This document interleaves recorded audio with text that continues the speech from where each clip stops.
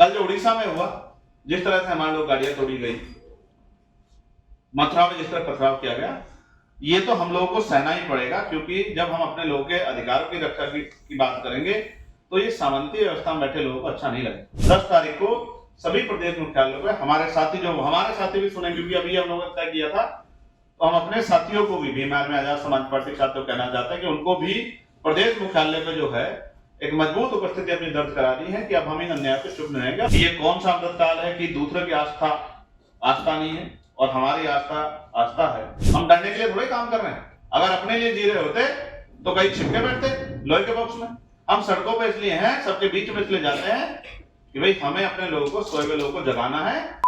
जातिवादी गुंडों द्वारा शेड्यूल कास्ट की महिला को घर में घुसकर दरवाजा तोड़ना और रसोई में पेशाब करना।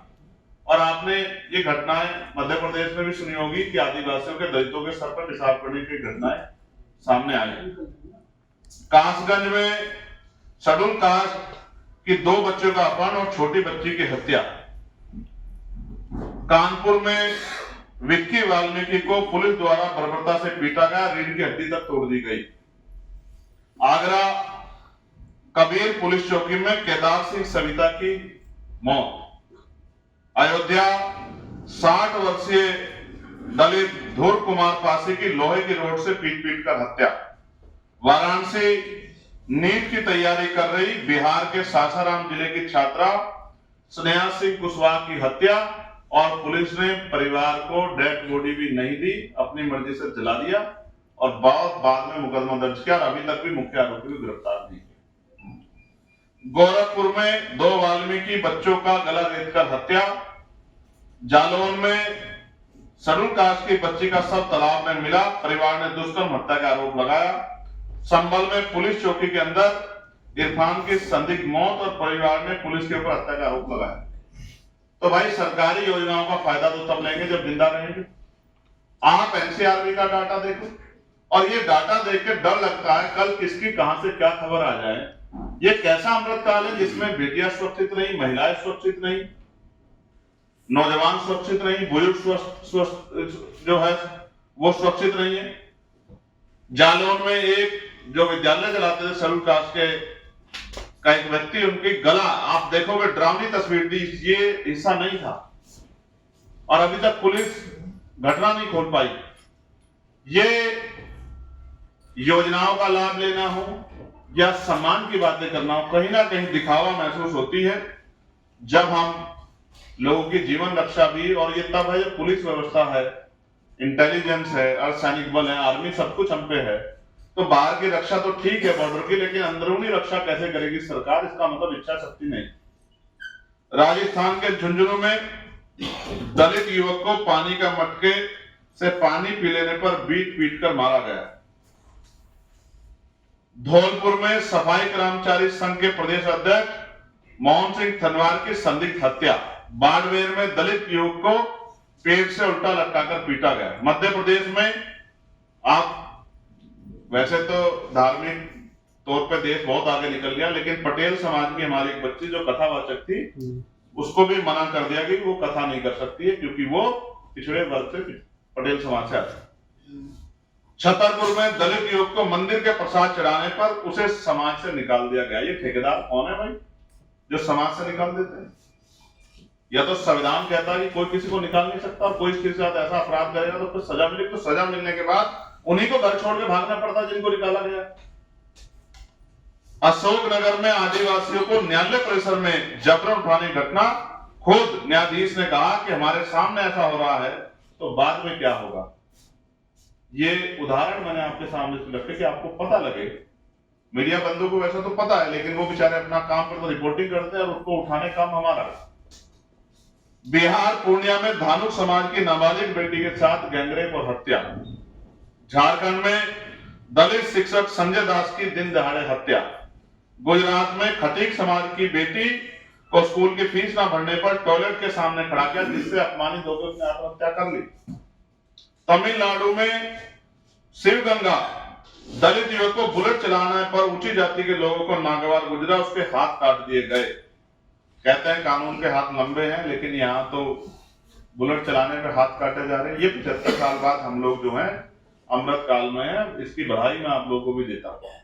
जम्मू कश्मीर में के कठुआ में 14 वर्षीय बच्ची, शेड्यूल कास्ट की बच्ची का सामूहिक बलात्कार और पुलिस से शिकायत नहीं सुनी। मैंने भी फोन किया, 2 बार आंदोलन हुए, तब जाकर कुछ लोग गिरफ्तार, अभी मुख्य आरोपी गिरफ्तार नहीं। तो यानी कि पुलिस भी अपना काम अच्छी तरह से नहीं करती। अब मैं धार्मिक क्षेत्र पे आता हूं, क्योंकि धार्मिक कामयाबी देश कुंभ में कितना आंकड़ा आया, कितने लोग रहे, इतने लोगों ने कुंभ में स्नान किया। हालांकि कुछ ऐसी भी जानकारियां मिली, आपने भी देखा, मैंने भी देखा, पुलिस ने उसको छिपाया कि बहुत अव्यवस्था कारण बहुत लोगों की जान चली गई। 2-3 घटना एक बार में उनको छिपाने का प्रयास किया गया। यहाँ दिल्ली में भी रेल दुर्घटना हुई, बहुत सारे लोगों की जान गई है। मैं उनके परिवारों के प्रति संवेदना प्रकट करता हूं। तो अमृतसर में आपको याद होगा, संविधान निर्माता डॉक्टर बाबा साहब अम्बेडकर की प्रतिमा के साथ क्या किया गया। बिहार में महाबोधि बुद्ध विहार पर गैर बौद्धों का कब्जा है, वहां वो लोग आंदोलन कर रहे हैं। जब तक कुंभ चलता रहा तब तक वो आंदोलन उनका चलता रहा। जैसे ही कुंभ खत्म हुआ, तत्काल जो है उनको रात में जाके बुद्धिस्टों को वहां से हटाया गया, जबकि प्रधानमंत्री कहते हैं कि हमें युद्ध नहीं बुद्ध चाहिए। पूरी दुनिया के लोग वहां आते हैं। आज बुद्धिस्ट समाज में ये चिंता है कि भाई उनके साथ ये अन्याय नहीं होना चाहिए, लेकिन इस पे सरकार चुप। हालांकि मैंने कई मंत्रियों से बात की थी कि भाई अब तो आपको सोचना चाहिए कि जब आप अपने धर्म के प्रति अपनी आस्था का सम्मान करते हैं, दूसरों की आस्थाओं का भी सम्मान। तो ये भी अभी आपके सामने है। महोबा में संत रविदास जी की जयंती पे शोभा यात्रा पे हमला। बरेली में सांप्रदायिक तनाव भड़काने के लिए मुस्लिम धर्म के जो सबसे बड़े प्रतीक हैं हजरत पैगंबर साहब के खिलाफ जिस तरह के गानों का प्रयोग किया गया, और जूनागढ़ में गिरनार पर्वत पर जैन तीर्थस्थल पर अतिक्रमण करके उनको भी उनके जो है उपासना पूजा के अधिकार से जो है वंचित रखने का काम किया जा रहा है। कोडरमा में संत रविदास मंदिर के पास सांप्रदायिक तनाव, दूसरे बोर्ड लगा के। और मैंने भी आपको याद होगा पार्लियामेंट में आवाज उठाई कि सभी धर्मों का सम्मान है। करोड़ों लोग जो संत गुरु रविदास जी को मानते हैं देश और दुनिया में, आपने अवकाश में रखा और नई परमिशन नहीं दिया आपने कि वो शोभा यात्रा निकाल लें, नगर कीर्तन कर लें या उसका आयोजन कर लें। कोई परमिशन आपने नहीं दी। और मुझे ये भी कहने में कोई संकोच नहीं, मैंने संविधान की शपथ ली है। मैंने पार्लियामेंट में भी जब मेंबर ऑफ पार्लियामेंट बना तो शपथ ली थी कि मैं अंतिम व्यक्ति के भी हितों की रक्षा करूंगा विधि के अनुरूप। तो आप ये बताओ, क्या मुस्लिम समाज जिसकी संख्या करोड़ों में है, क्या उसकी कोई धार्मिक आस्था नहीं? अभी हमने देखा, ऐसा लगता है जिनका राज है उन्हीं की आस्था है, उन्हीं का सम्मान होना चाहिए, उन्हीं का धर्म आगे बढ़ना चाहिए। तो मैंने आपको बुद्धिस्टों के बारे में बताया, इस रविदासियों के बारे में बताया, जैन समाज के बारे में बताया। ईसाइयों का तो हाल इतना बुरा है कि वो कहीं अगर अपना कार्यक्रम करें तो कब वो पिट जाए उनको ये नहीं पता। तो उनका संरक्षण तो बहुत दूर की बात है। लेकिन मुस्लिम समाज जो है जिनका इतना बड़ा योगदान है, मैं अपने जिले से शुरू करता हूं। नगीना, हमारे यहाँ लोकसभा क्षेत्र नगीना है, नगीना कस्बा है, उसमें एक सायरन बजता था कि जो लोग मेहनत मजदूरी करके आते हैं और सुबह अपना रोजा रखना चाहते हैं, तो वो सायरन सुबह के समय 1 मिनट बजता था तो उन लोगों को जानकारी हो जाती है कि रोजे का समय हो गया, शहरी का जो उनका कार्यक्रम होता है, और शाम में अफ्तारी के समय कि वो अपने धार्मिक उसको कर लें। 1 महीने का कार्यक्रम होता है। मैंने अपने एसएसपी से बात की, उन्होंने कहा सर सुप्रीम कोर्ट की रूलिंग। तो मैंने कहा भाई कोई रास्ता निकालो कि उनका भी काम हो जाए, क्योंकि जो गरीब लोग गांव में रहते हैं, मेहनत मजदूरी करते, थक जाके सो जाते, तो उनको भी अपना जो है पूजा करने का, अपना जो उपासना करने का अवसर मिल जाए, उनके साथ कोई इस तरह की वो ना हो स्थिति बने। तो उन्होंने कहा सर सरकार का आदेश है कि इस तरह कोई नया वो नहीं होगा, लेकिन वो पुराना चला, पुराने परंपरा का सम्मान होता है लेकिन नहीं हो। लेकिन आप ये बताओ, मस्जिदों से सारे उतार दिए गए, कई धार्मिक कार्यक्रम होते हैं जिसपे रोड पे पूरे जुलूस निकलते हैं, जैसे मैंने बरेली का जिक्र किया। लेकिन ऐसा क्या है कि ये कौन सा अमृत काल है कि दूसरे की आस्था नहीं है और हमारी आस्था है। इस आधार पर अगर हम ये करेंगे तो क्या एक बहुत बड़ी पीड़ा हम लोगों के मन में नहीं पहुंचेगी कि अपने ही देश में आज हमारे साथ गैरों जैसा व्यवहार हो रहा है? क्या उनको तकलीफ नहीं होगी? क्या हम दूसरों को तकलीफ दे? कौन सा धर्म सिखाता है कि हम किसी को तकलीफ देके और हम अच्छा काम कर रहे हैं? मैं तो इस बात का समर्थन नहीं करता। तो मैं सरकार को कहना चाहता हूं कि इस तरह का माहौल बना के और उनकी धार्मिक आस्था कुचल के और उनको जो है उनमें अविश्वास तैयार करके किस तरफ देश को ले जाना चाहते, तो ये भी मैं आपके सामने विषय में मैंने रखा कि किस तरह का जो है धार्मिक आधार पे आज के समय में कार्य हो रहा है। और हम तो सभी की धार्मिक आस्था का सम्मान करते हैं। हमने तो जो भी कहा किसी भी विषय पे वो वही कहा जो पुराणों में लिखा गया है, हमने वही कहा, उपनिषदों में लिखा गया है। हमने कोई भी बात ऐसी नहीं कही जिसको आप असत्य साबित कर दे। तो मगर अगर किसी को पीड़ा होगी, जैसी आज पीड़ा मुस्लिम समाज, बौद्ध समाज, जैन समाज, ईसाई समाज महसूस कर रहा है, तो उनकी बात कहनी पड़ेगी। आर्थिक क्षेत्र में ये बड़ा चिंता का सबब है।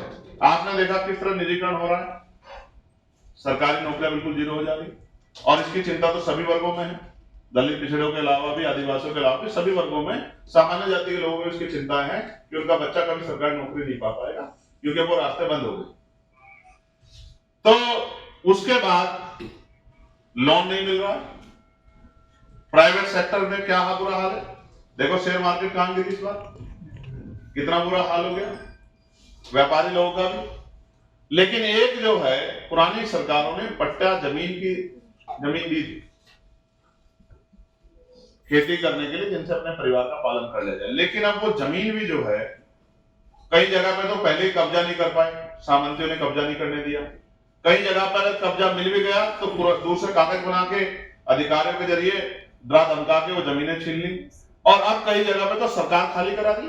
जैसे अभी आते आते मीडिया के साथियों, मेरे पास फोन आया श्रावस्ती से कि साहब उन पे जो जमीन थी, पट्टा मिला था पिछली सरकार में, पूर्व की सरकार में, वो जमीन हमसे छीनी जा रही है। सर आप हमारी जान बचाइए, हम लोग कहां जाएंगे। और बागपत में ऐसी पट्टों की जमीन सड़क पे आ गई तो वहां के अधिकारियों ने नया खेल शुरू किया।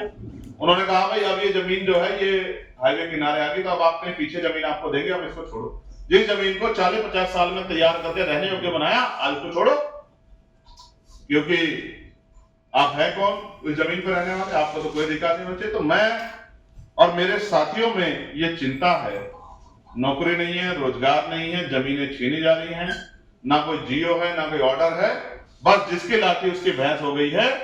और क्या तो उनकी बात मान लो वरना जान के लाले पड़ जाएंगे, ये भी आपके सामने है। और फिर पूरे मामले को रफा दफा करने में भी अब एडमिनिस्ट्रेशन और पुलिस का जो रोल है वो सरकार के कभी कभी नतमस्तक नजर आते हैं। ये भी चिंता का विषय है। इन सब बातों को ध्यान में रख के हमारी पार्टी आजाद समाज पार्टी काशीराम ने और भीम आर्मी ने ये तय किया है कि 10 तारीख को, 10 मार्च को, क्योंकि बाबा साहब अम्बेडकर ने कहा था अन्याय करने वाले से अन्याय सहने वाला ज्यादा दोषी, और उन्होंने ये भी कहा था कि अन्याय का प्रतिकार नहीं करोगे तो ये अन्याय कम नहीं होगा, अपितु ये बढ़ेगा। और काशीराम साहब ने भी हमें संघर्ष करना सिखाया, फूले साहब ने, सावजी महाराज ने, मामना राम सुवर्मा ने, बाबू जगदेव प्रसाद कुशवाहा ने, जिन्हें कपूरी ठाकुर ने, सर छोटू राम ने हमें संघर्ष करना सिखाया।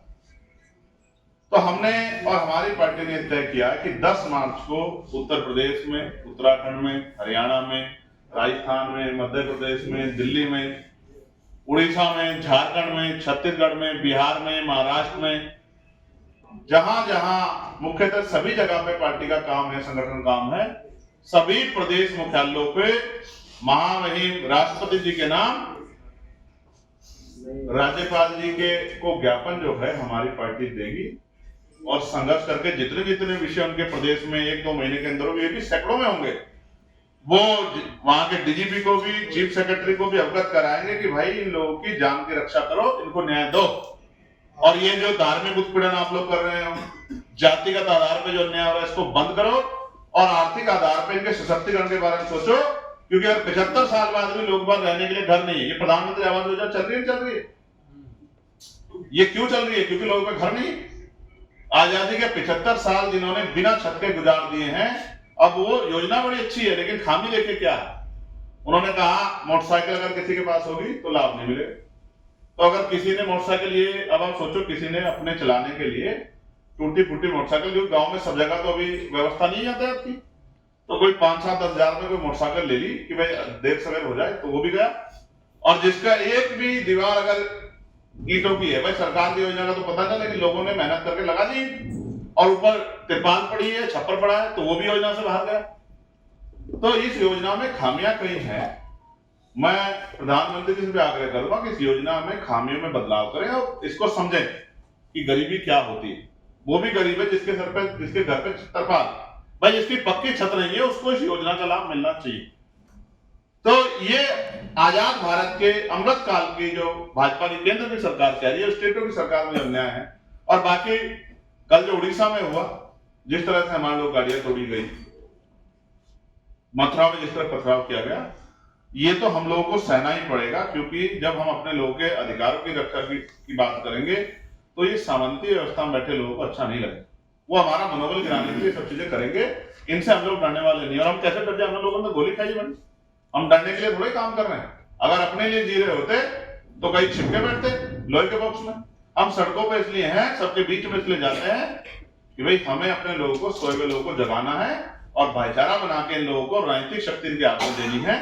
क्योंकि इन लोगों, जिन लोगों को मौका मिला उन्होंने तो उनका भला नहीं किया होता तो 75 साल बाद भी बुनियादी सुविधा तो यानी कि रोटी, कपड़ा, मकान, पीने के लिए पानी और सब पे छत तो उनके पास होती, ये भी नहीं है। और जो मैंने आपको बताया, कोई हाथ काट देता है, कोई गला काट देता है, कोई इज्जत लूट के अपमान कर देता है। तो ये सब चीजें भी, कल तो राजस्थान की एक बेटी जो पीड़ित है वो अपने सम्मान के लिए टंकी में चढ़ गई। ये है आजाद भारत का अमृत काल का समय। इसलिए मैंने मीडिया के साथियों को अपनी चिंता व्यक्त की और 10 तारीख को सभी प्रदेश मुख्यालयों पर हमारे साथी, जो हमारे साथी भी सुने, क्योंकि अभी हम लोगों ने तय किया था, तो हम अपने साथियों को भी भीम आर्मी आजाद समाज पार्टी के साथियों को कहना चाहते हैं कि उनको भी प्रदेश मुख्यालय पे जो है एक मजबूत उपस्थिति अपनी दर्ज करानी है कि अब हम इन अन्याय पे चुप नहीं रहेंगे और सरकार इनकी जानकारी करके और इनको निस्तारण करे, लोगों को न्याय दिलाने का काम करे और आगे आने वाली घटनाओं को रोके।